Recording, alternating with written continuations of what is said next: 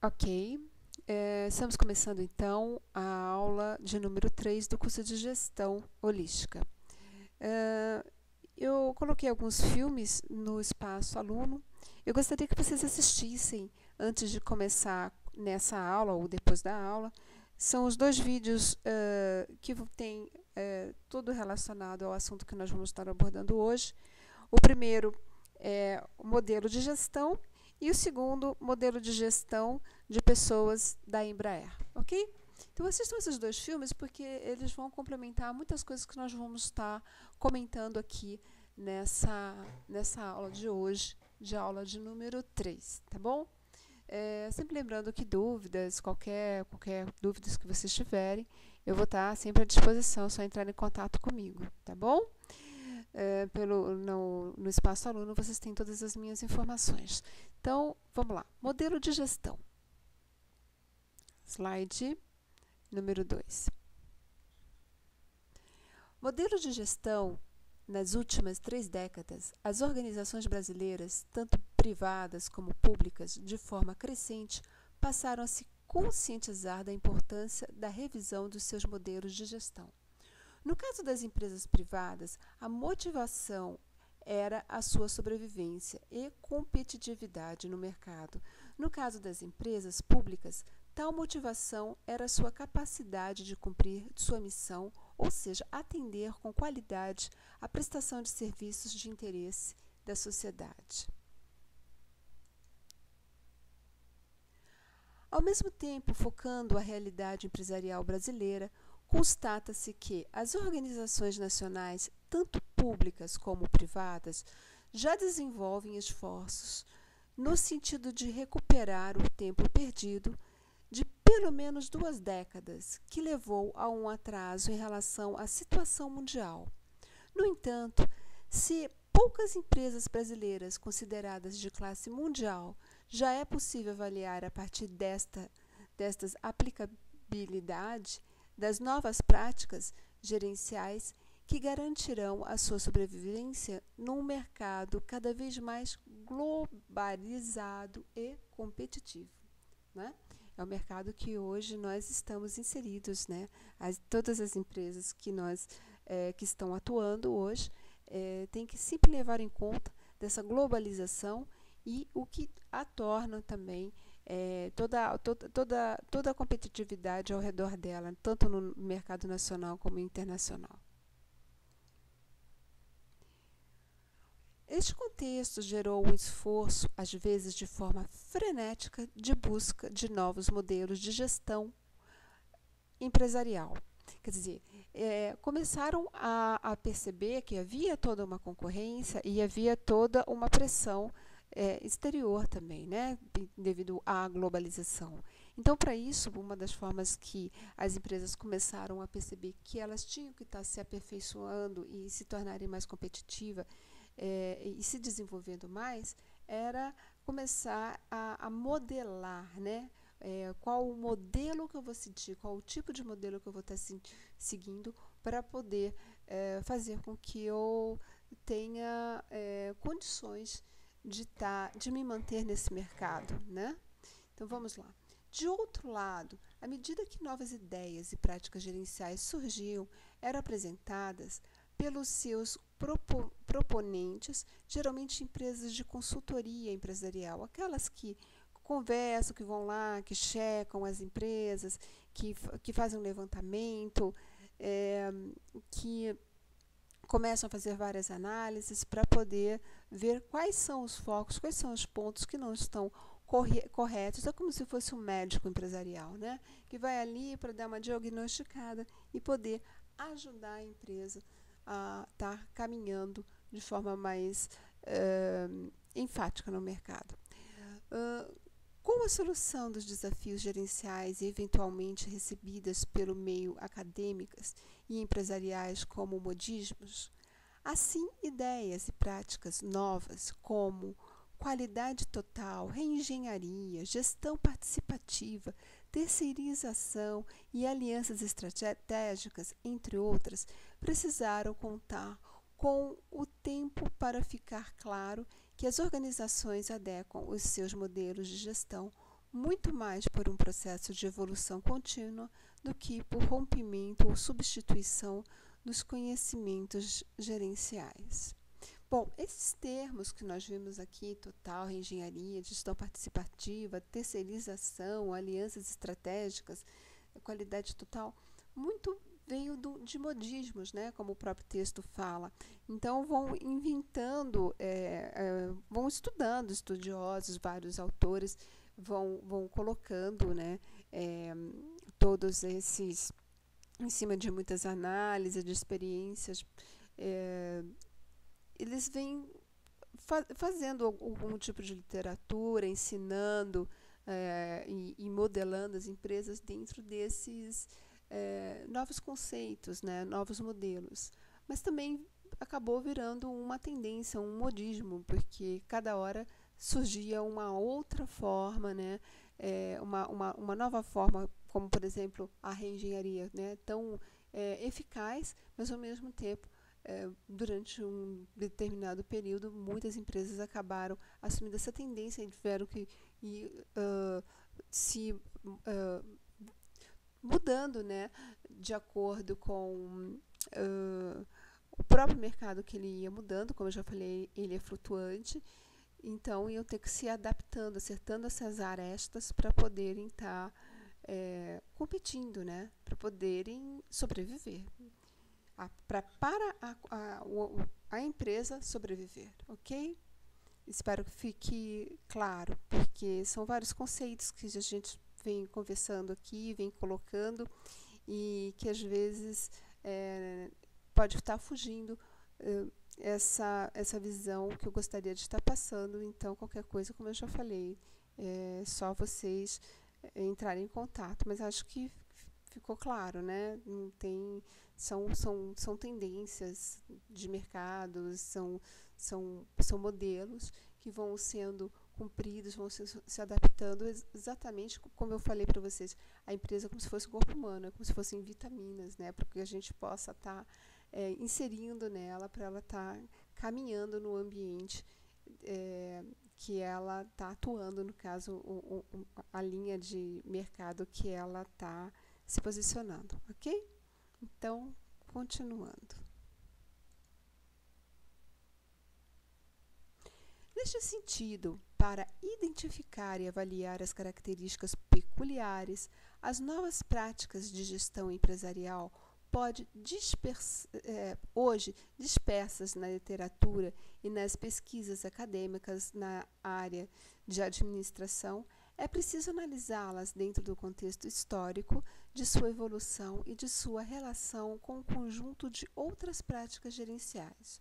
O contexto histórico diz respeito ao fato de que as novas práticas de gestão empresarial, surgidas principalmente a partir dos anos 70, são decorrentes ou provocadas por mudanças macroambientais que tornaram obsoletas as práticas até anteriormente utilizadas. Ocorre assim uma quebra de paradigma que precisa ser avaliada do ponto de vista da evolução dos novos modos de se administrar uma organização. Tá? Então, aqui está até sublinhado esse trecho que é bem importante. O contexto histórico diz respeito ao fato de que as novas práticas de gestão empresarial, ou seja, né, as novas tendências surgidas principalmente a partir dos anos 70, como, por exemplo, a própria reengenharia, né, que eu acabei de comentar no slide anterior, são decorrentes ou provocadas por mudanças macroambientais, não é? Que tornaram obsoletas as práticas anteriores utilizadas. Essas práticas, elas tiveram que ser desenvolvidas, aperfeiçoadas, para que a empresa pudesse ocupar o seu papel e se situar de forma eficaz nas mudanças macroambientais, ou seja, no mercado, né? Ocorre, assim, uma quebra de paradigma, ou seja, modelo a ser seguido, que precisa ser avaliada do ponto de vista da evolução de novos modos de administrar uma organização. Então, vocês vejam que a administração está sempre mudando, ela está sempre se desenvolvendo, ela está sempre... É um estudo que está sempre se moldando a todas essas características de interna da empresa como externa.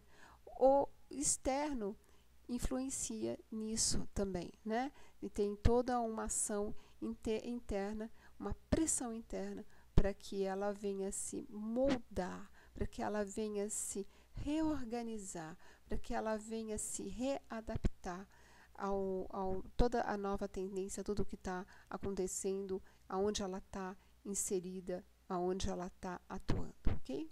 Vamos continuar. Modelos de gestão que contempla 3 níveis conceituais. Vejamos quais são. Então, aqui para vocês tem todo um cenário, né? O cenário ambiental da evolução dos modelos de gestão, ondas de transformação, macroambiente socioeconômico, revolução agrícola, revolução industrial e revolução da informação. Então, olha, até 1750 e 1970, que é quando nós falamos de novas tendências, né, que vieram aí com a revolução da informação. Modelos administrativos também foram criados para se adaptar a essa nova, atmosfera, né? Esse novo ambiente que foi criado. Aí vem a era da produção em massa, em 1920, nós fazemos uma retrospectiva aqui das eras empresariais do ambiente organizacional, era da eficiência, em 1950, era da qualidade, em 1970, era da competitividade, em 1990 e a era de 2000. Então, temos os modelos tradicionais de gestão, novos modelos de gestão e modelos emergentes também, ok? Vamos continuando, então.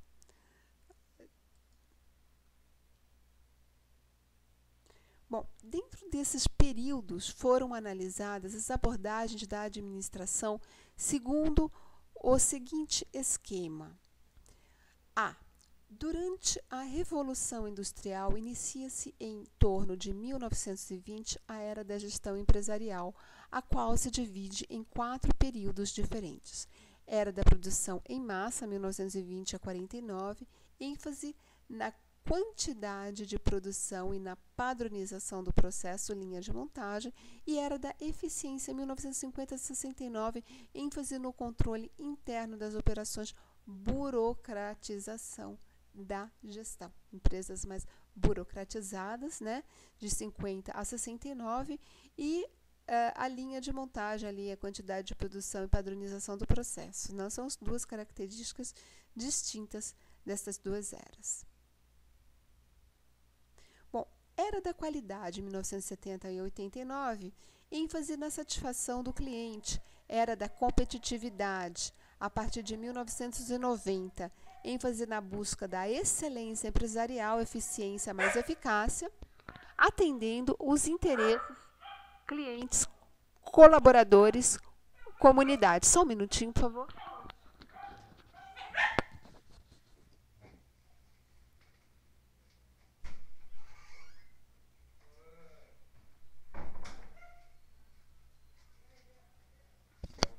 Ok, voltei.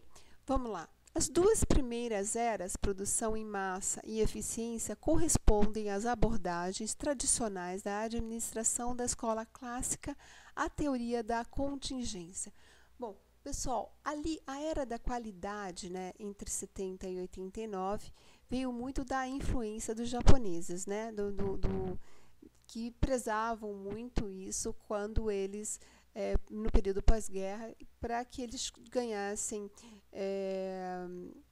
quando eles conseguissem avançar no mercado que eles estavam atuando e principalmente competir com a indústria dos Estados Unidos. Nós vimos isso, né, um pouquinho antes, já tinha sido comentado, só para vocês estarem relembrando. E a era da produção em massa, a eficiência corresponde às abordagens tradicionais da administração da escola clássica, como nós sabemos, e a teórica da contingência. Nós chegamos a comentar um pouquinho sobre isso também, tá? E vamos estar sempre vendo um pouquinho mais adiante dessas escolas, que é a origem, né, da administração,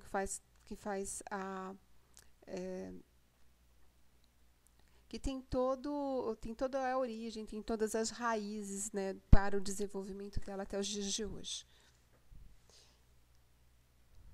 Bom, cada uma dessas novas abordagens de administração será analisada a partir dos seguintes aspectos: origem e evolução histórica, exceto as duas últimas abordagens, tendo em vista que são abordagens futurísticas da administração, filosofia central da abordagem, principais práticas gerenciais, processo decisório, postura gerencial, estrutura organizacional, controle, sistema de incentivo, técnicas e instrumentos gerenciais, aspectos críticos na aplicabilidade do modelo. Continuando. Os novos modelos de gestão e administração japonesa, certamente um dos países que mais tem suscitado curiosidade e provocado estudos sobre a sua situação nos últimos anos, é o Japão.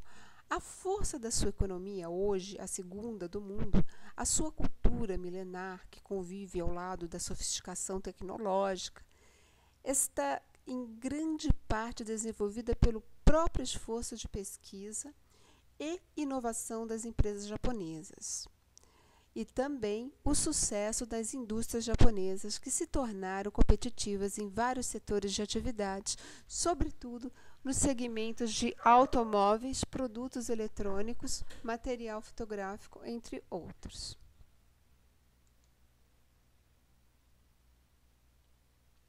No entanto, antes de estudar a administração japonesa, é importante compreender a base cultural milenar do povo japonês, que foi o principal fator que possibilitou o surgimento e sustentação das várias práticas da administração japonesa, bem como a evolução histórica e cultural que antecede a origem deste modelo. Ao longo desta evolução, 3 valores principais foram se consolidando na cultura japonesa.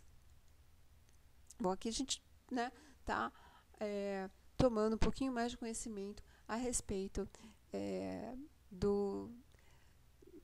das empresas japonesas. Assim, o conceito de pátria está ligado ao nacionalismo fervoroso do povo japonês.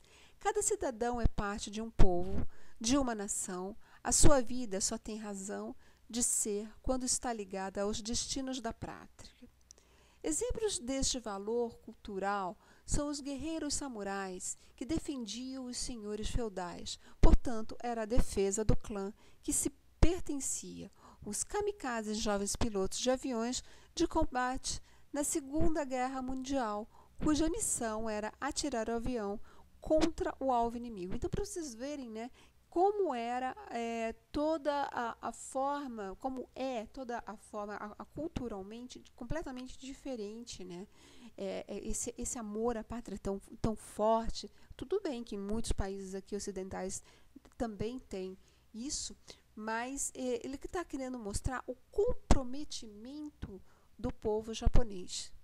E daí veio todo esse avanço tecnológico, essa vestir a camisa das empresas, essa busca pela excelência, que foi fazendo com que já vinha culturalmente deles, do povo, e que dentro do mercado, que eles atuavam através das empresas, eles foram procurando cada vez mais se superarem e fazerem e conseguirem, a ponto de através da qualidade deles e da inovação, da criatividade, um bom posicionamento que nós vemos até os dias de hoje. Slide, então.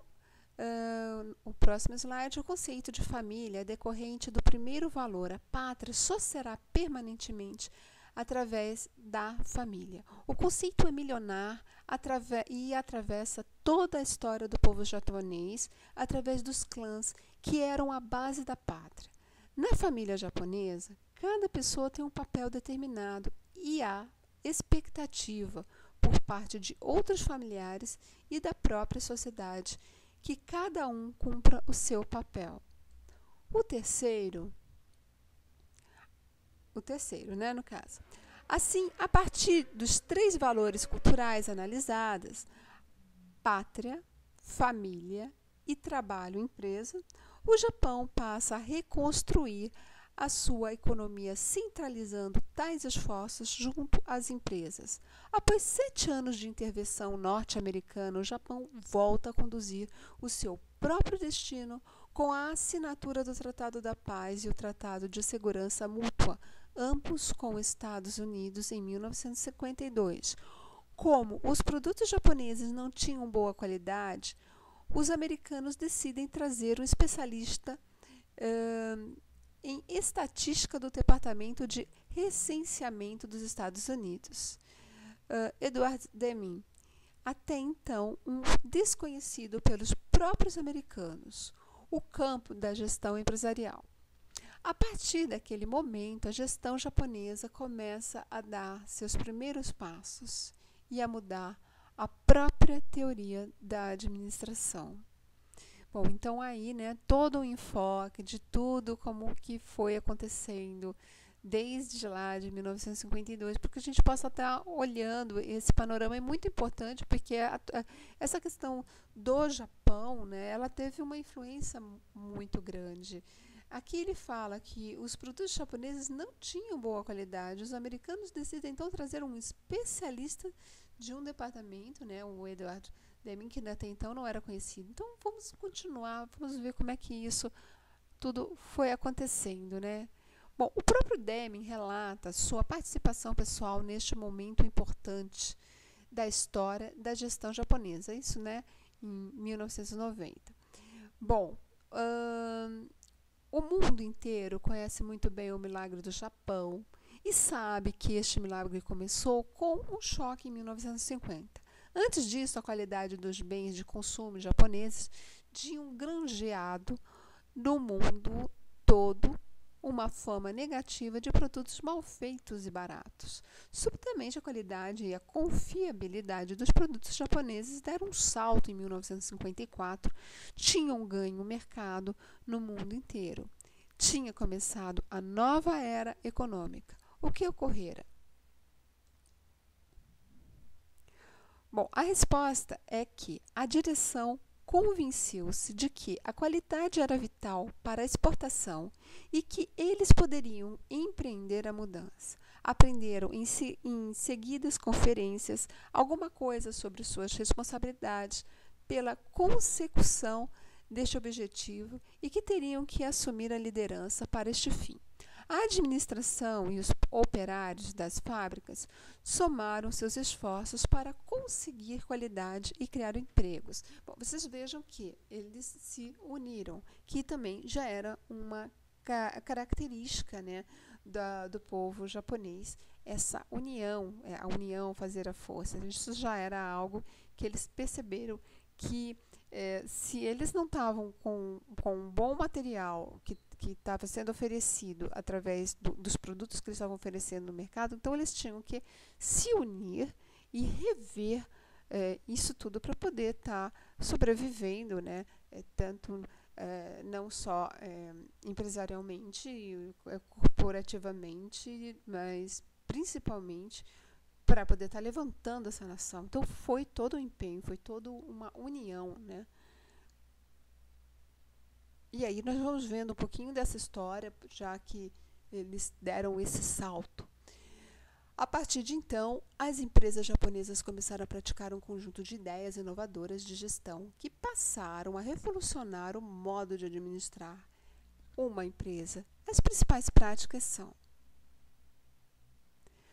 qualidade total, Total Quality Control, sobre o processo de produção, ao invés de focar a qualidade do produto, visando satisfazer a expectativa do cliente, ou seja, a qualidade tinha que ser total em todos os setores, não apenas no produto, tá? Eles tinham que ter qualidade, a atuação deles empresarialmente tinha que ter qualidade, a empresa ela tinha que ter qualidade em várias atuações, em vários setores de atuação. Então, por isso, qualidade total.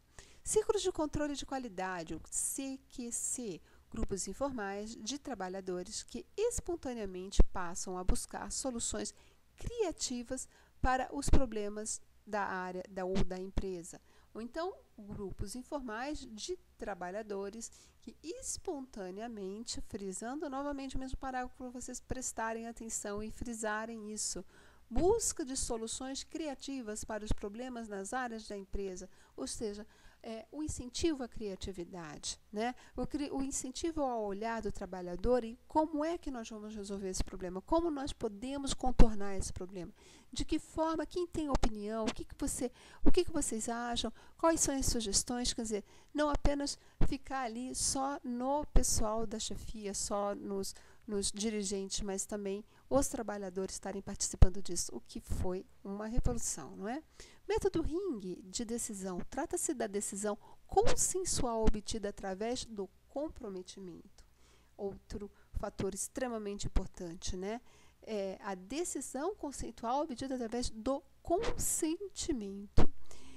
Just in time, integração da empresa com seus fornecedores, permitindo a eliminação de estoques com o suprimento atendido no momento da utilização dos componentes da produção. Foi um outro aspecto, né? Essa da integração da empresa com seus fornecedores, permitindo a eliminação de estoques com suprimentos e atendendo no momento a utilização dos componentes da produção. Ok, pessoal?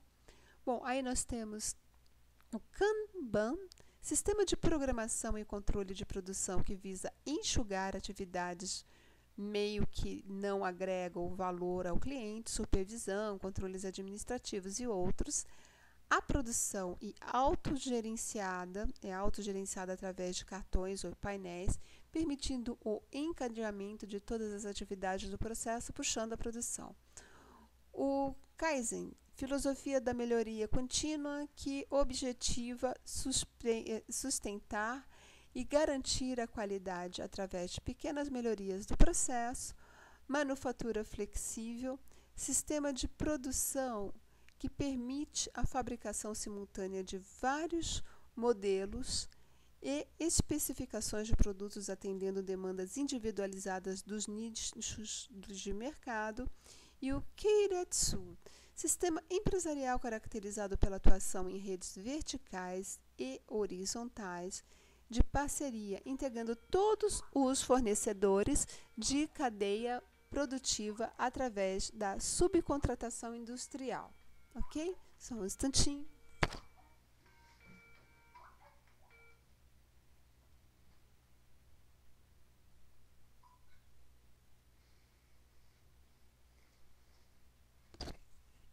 Ok, vamos lá. Bom, então, tudo aquilo que eu falei naqueles outros slides foram as características, né, nesses daqui, que a gente acabou de ver, as características que fizeram a diferença, tá, na atuação, foram como eles foram se aperfeiçoando. Então, vocês verem a qualidade total, o ciclo de controle de qualidade, método Ring de decisão, né? Quer dizer, não apenas a qualidade, mas a decisão, a questão do tempo, como que foi feita, o sistema de programação de controle de produção, de enxugar as atividades, né? Que não agregavam valores ao cliente, então, ou seja, todo aquele trâmite de supervisão, controles administrativos, a filosofia de melhoria contínua, manufatura flexível, sistema de produção que permite a fabricação simultânea de vários modelos e também o sistema empresarial caracterizado pela atuação em redes verticais e horizontais de parceria. Então, são aí alguns métodos que eles foram colocando para darem esse salto, né? Uma das formas que eles foram se aperfeiçoando. Então, nós temos todos esses itens aí, tá? Que está sendo apresentado, e o importante é que vocês tenham em mente que esse modelo de gestão japonesa foi o modelo depois seguido aqui no Ocidente também, para que as empresas pudessem tá competitivo, se tornarem competitivas, porque o Japão, que tinha toda uma produção que era falha, que não era bem aceita, né, no mercado, ele se reinventou, ele fez uma reengenharia, ele se reavaliou e através de todos esses métodos, ele conseguiu se tornar competitivo a ponto de fazer uma determinada sombra e com que as empresas que estavam atuando no mercado, no próprio Ocidente, tivessem que rever e mudar e copiar até o modelo deles para poder enfrentar essa concorrência que estava vindo forte. E outro aspecto é o aspecto cultural deles também, né, como eu já tinha falado, que também permitiu essa união deles todos, essa busca pela excelência, enfim. Isso tudo foi fazendo uma diferença e mudou também o cenário para mundial, né, com a atuação deles. Vamos lá, características gerenciais das empresas japonesas e americanas, organizações japonesas e organizações americanas. Então, vamos ver as características gerenciais, então, das duas, né? Empresas tanto japonesas como americanas. Vamos lá dar uma olhada.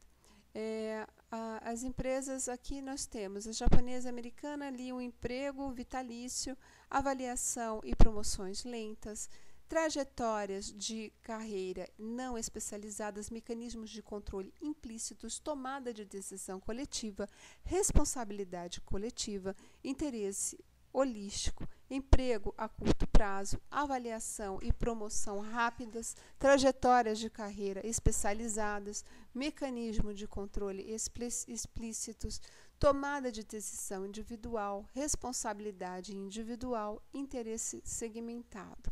Tá? Então, essas são as características gerenciais das empresas japonesas e americanas, organizações japonesas e americanas. Então, quer dizer, vamos dar uma olhada, né, nesses itens que são para que vocês tenham assim, uma noção, né, geral de como que elas, as principais características delas, para poder dar enxergar o todo, né? Quer dizer, por exemplo, aqui o caso, né, do emprego ser vitalício, já existe um outro comprometimento com o pessoal que está sendo contratado por essa empresa. Por exemplo, o fato de saber que o emprego é vitalício já faz com que o funcionário, o colaborador, ele já tenha um outro enfoque, né? Quer dizer, é um outro posicionamento perante a empresa. Então, e daí vai, né, alguma avaliação e promoções mais lentas, o que isso mostra uma morosidade também, interesses, a responsabilidade coletiva, tomada de decisão coletiva, avaliação e promoções rápidas, tomada de decisão individual. Então, são todas essas as características que eu gostaria que vocês dessem uma pensada, uma avaliada a respeito, ok? Uma analisada. Bom, certamente outras características poderão ser comparadas entre as empresas japonesas e americanas, além dessas analisadas por Outi. No entanto, estas já são suficientemente para demonstrar as razões que levaram ao sucesso da empresa japonesa, sobretudo a partir dos anos 70, e as crescentes dificuldades da empresa americana para competir naquele mesmo período. Quer dizer, ou seja, o Japão, né, que estava com todo defasado e saindo de todo aquele período pós-guerra, se levantando no mercado e tudo mais, de repente, a empresa americana, ela teve que competir e passou por dificuldades, porque viu que ela ressurgiu, né? Quase que foi como uma fênix. Ressurgiu realmente para poder entrar com força mesmo no mercado, até mesmo para que essa nação se levantasse novamente. Então, eles tiveram que se superar, né? Como eu já disse. Essa situação levou a empresa americana e também as demais empresas ocidentais, como eu já tinha dito, a reagirem a partir do final de 1970, da década de 70, né? E o início da década de 80. Tal relação manifestava pela busca de novos mecanismos de gestão, constatado que até então praticados estava exaurindo sua possibilidade de manter aquelas empresas competitivas, né?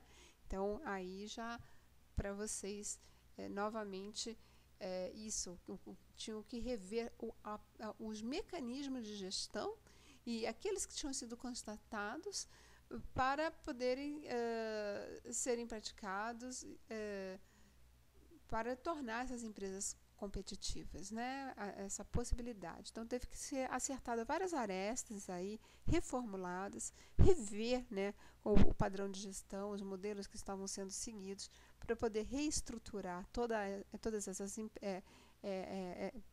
a empresa para que ela se tornasse competitiva. Ou seja, uma mudança interior, né, que teve que ser passada. Bom, começaram a emergir a gestão participativa e a gestão empreendedora, que serão analisadas a seguir. Ok, vamos continuar o nosso slide. A partir desse conjunto de práticas gerenciais, as empresas japonesas já desenvolviam características peculiares diferentes das empresas ocidentais.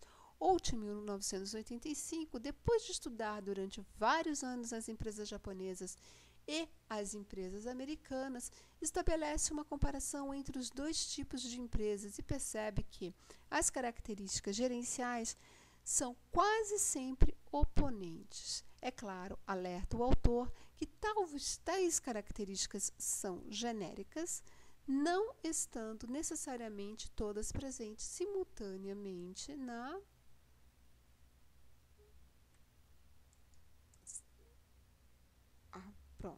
simultaneamente, né?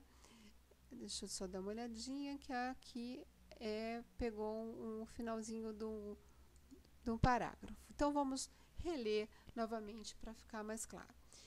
Depois de estudar durante vários anos as empresas japonesas e as empresas americanas, estabelece que a comparação entre os dois tipos de empresa e percebe que as características gerenciais são quase que oponentes. Bom, é claro que alerta o autor que tais características são genéricas, não estando necessariamente todas presentes e simultâneas. Então, esse NA aí saiu um pouquinho a mais, tá? Pessoal, o que eu quero que vocês tenham em mente é essa guinada que foi dada do Japão no ambiente corporativo para que eles pudessem estar disputando o mercado americano, tá, ocidental, de vários outros países, empresas de vários outros países também, eles que tinham vindo desse período pós-guerra, como eu falei para vocês, que estavam deficientes com os seus produtos, que eram produtos que tinham baixa qualidade, que não estava legal. Essa reengenharia que eles tiveram que fazer para se tornarem competitivos, e todos os itens que eles acabaram que nós acabamos de ler aqui, que foram importantes para esse salto competitivo que eles tiveram que fazer, essa reestrutura, não apenas para as empresas que compunham a nação, né, o Japão, mas para que essa nação pudesse estar sobrevivendo. Então, a excelência foi um dos pontos aí muito importante, o comprometimento, né, toda a união deles, não só o aumento também das horas de trabalho e como isso tudo foi atuando. Então, aqui eu fui mostrando para vocês e detalhando. Muito do que eu disse tem na apostila, é só vocês darem uma olhadinha lá, uma repassada, vocês vão estar encontrando um conteúdo bem extenso. Tá ok? Fica aqui novamente o aviso. Qualquer dúvida, entre em contato comigo. E vocês têm no espaço aluno também um material que eu coloquei lá, bastante extenso, para vocês estarem consultando. Não esqueçam, por favor, de assistirem os 2 vídeos que complementam o que nós mostramos na aula de hoje. São o vídeo modelo de gestão e o segundo vídeo, modelo de gestão de pessoas da Embraer. Tá? Ele vai estar complementando toda essa aula. Vocês podem estar assistindo de preferência antes de assistirem essa aula. Primeiro assistam esses 2 vídeos e depois assistam essa aula para poder está complementando, ok? Então é isso. Até a próxima aula de número 4 e qualquer coisa entre em contato comigo.